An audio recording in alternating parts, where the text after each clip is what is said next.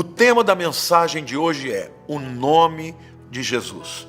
Bom, todos nós sabemos que o nome de Jesus é poderoso, que o nome de Jesus é o nome que nós usamos quando vamos orar. Jesus nos ensinou a orar assim, ele disse naquele dia, quando ele não estivesse mais conosco: nada me pedireis, mas pedireis ao Pai em meu nome, e vô-lo será concedido. Então, quando um crente se aproxima de Deus, pedindo no nome de Jesus com fé, Deus opera milagres, responde orações e daí por diante. Mas eu quero hoje falar sobre o verdadeiro nome de Jesus. Por que eu estou fazendo esse vídeo?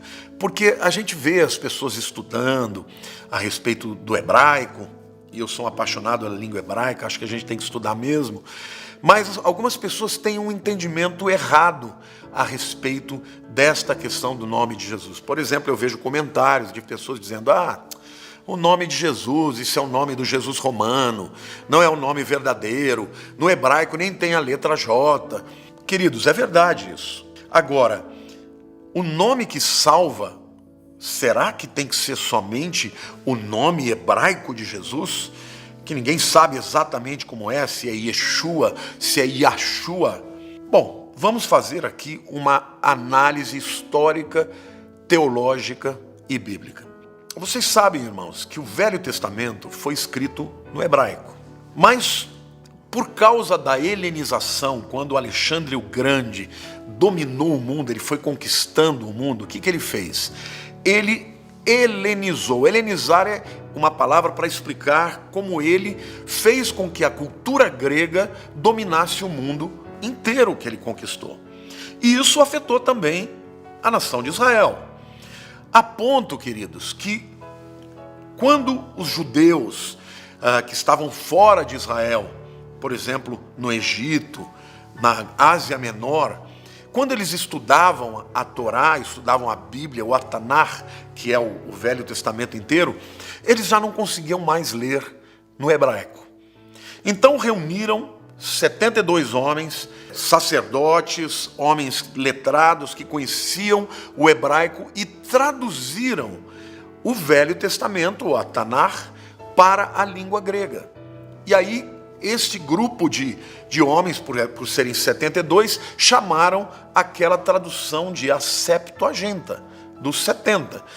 A grande maioria dos judeus, portanto, liam a Bíblia no grego, já não lia mais no hebraico. E até mesmo na nação de Israel, a maioria do povo já não falava hebraico mais, eles falavam o aramaico, que é um hebraico corrompido, vamos dizer assim. No tempo de Jesus, por exemplo, a língua que todo mundo falava era o aramaico, mas a Bíblia foi escrita no hebraico, com alguma exceção, por exemplo, o livro de Daniel, que tem alguns trechos em aramaico. Por que eu estou dizendo isso, queridos? Porque as escrituras tinham poder mesmo não sendo na língua original. Quando veio Jesus, a Bíblia diz que Jesus veio na plenitude dos tempos. O que significa isso? Significa que ele veio no tempo certo. Ele veio no tempo certo porque algumas características desse tempo ajudariam a pregação do Evangelho ser levada para o mundo inteiro. Quais foram esses elementos? Primeiro, a cultura grega, que fez com que todo mundo falasse a mesma língua. Segundo, a Pax Romana. No tempo de Jesus, quem estava governando o mundo da época não eram mais os gregos, eram os romanos, que apesar de terem a sua própria cultura, a sua própria língua, eram totalmente helenizados, ou seja, eles assimilaram a cultura grega. Mas os romanos, eles fizeram uma coisa muito importante, eles construíram estradas e garantiram que essas estradas fossem seguras. Agora, por que eu estou dizendo isso? Quando Jesus veio e operou a sua obra maravilhosa, ensinou, quando ele morreu e ressuscitou, quem ficou aqui foram os discípulos, os apóstolos. E eles começaram a ensinar, primeiro os judeus, e com os judeus eles falavam, obviamente, em aramaico. Acontece que as cartas que eles escreveram, os evangelhos, eles iam para as outras nações.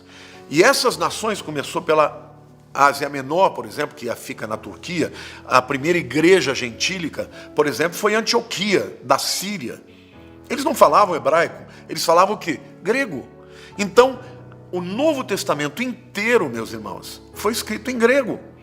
Por quê? E isso permitiu que o mundo inteiro fosse evangelizado, na medida que eles iam levando as escrituras escritas em grego. Então isso foi uma bênção. As estradas romanas protegidas levavam as pessoas em segurança. A Bíblia Septuaginta em grego era o texto que eles usavam. E as cartas do Novo Testamento que eles escreveram também estavam escritas em grego. Por que eu estou dizendo isso tudo? Eu estou dizendo isso porque nas nações onde o evangelho chegava, o nome que era levado não era Yeshua, era Jesus, que é a maneira como se fala em grego. E o evangelho se expandiu para o mundo inteiro. Na Itália, ele é Jesus. Nos países de fala inglesa, ele é Jesus. Entre os hispanos, ele é Dios. Para aqueles que falam português, ele é Deus. Para os gregos, ele é Theos. Ou seja, queridos, não importa qual seja a língua, quando a palavra de Deus chega na língua do povo, a salvação acontece. Então, ficar com esses, vamos dizer assim, com esses preciosismos, de dizer que tem que ser Yahshua ou Yeshua, está errado.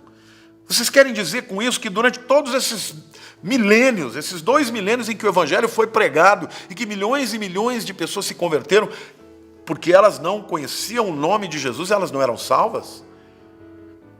A língua hebraica, ela não é falada por mais que 20 milhões de pessoas no mundo.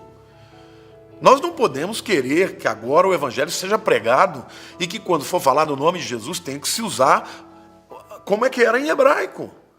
Ninguém sabe exatamente como soava. O próprio nome de Deus, né, o chamado tetragrâmato, as 4 letras, né, Yud, Rei, Vav, Rei, que dá aí Jeová ou Javé, ou Yahweh, ninguém sabe exatamente qual é o som disso.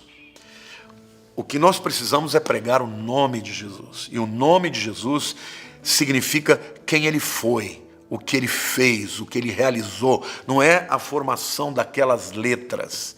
A Bíblia diz que a letra mata, mas o Espírito vivifica. Então, quando uma pessoa lá na Itália abre o seu coração para Jesus, ela está recebendo o Jesus da Bíblia. Quando uma pessoa lá nos Estados Unidos entrega o seu coração para Jesus, ela está sendo salva. Porque onde quer que o seu nome for pregado, a salvação existirá. Então, acho bacana que vocês todos estudem, mas cuidado com os preciosismos, cuidado, porque isso mais afasta as pessoas de Deus do que as aproxima. Amém? De fato, o nome na língua hebraica não tinha a letra J. Assim como não tem no italiano, por exemplo. O italiano fala Jesus com G. Você não fala Jorge, você fala Giorgio. Entendeu? Você não fala João, você fala Giovanni, tudo com G. É característica de cada língua.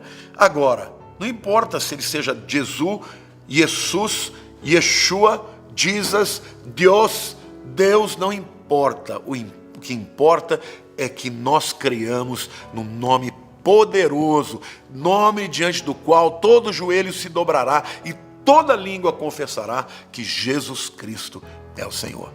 Tá bom? Eu espero que você não se ofenda, você que tem acreditado, fazer o melhor quando você está aí defendendo que o nome de Yeshua seja pregado. Não, querido, o nome de Yeshua deve ser pregado para os judeus, o nome de Jesus para os que falam português, e todas as outras manifestações desse nome geram salvação. Entre os gregos que se converteram, a cultura grega no Novo Testamento, todos eles aceitavam ao Senhor Jesus, como é a palavra do nome de Jesus em grego. Tá bom? Então compartilhe os vídeos, faça os comentários que você vai ajudar muita gente. Tá? Um beijo grande no teu coração, te amo, viu? Obrigado por tudo.